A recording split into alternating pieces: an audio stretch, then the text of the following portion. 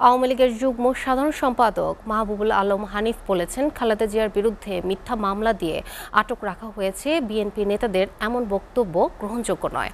মামলা আওয়ামী লীগ সরকার করেনি, করেছিল তত্ত্বাবধায়ক সরকার। বিএনপির আইনজীবীরা খালেদা জিয়াকে নির্দোষ প্রমাণে ব্যর্থ হয়েছে বলেই আদালত তাকে দণ্ড দিয়েছে। সকালে কুষ্টিয়ার পিটিআই রোডের নিজ বাসভবনে সাংবাদিকদের প্রশ্নের জবাবে এসব কথা বলেন তিনি। এ সময় বাংলাদেশের ভেতর দিয়ে ভারতের ট্রেন চলার বিষয়ে হানিফ বলেন, পৃথিবীর বহু দেশের মধ্যে রেল সংযোগ আছে, এগুলো নতুন কিছু নয়। এটা নিয়ে বিএনপি নেতারা যে বিরোধিতা করছে তা দেশের জন্য কোনো মঙ্গল আনবে না।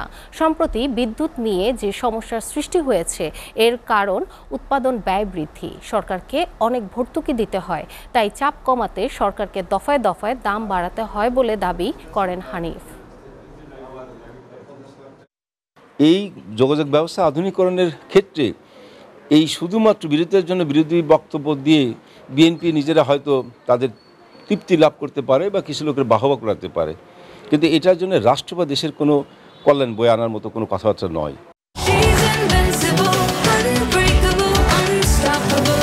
Heartland, your show stealer.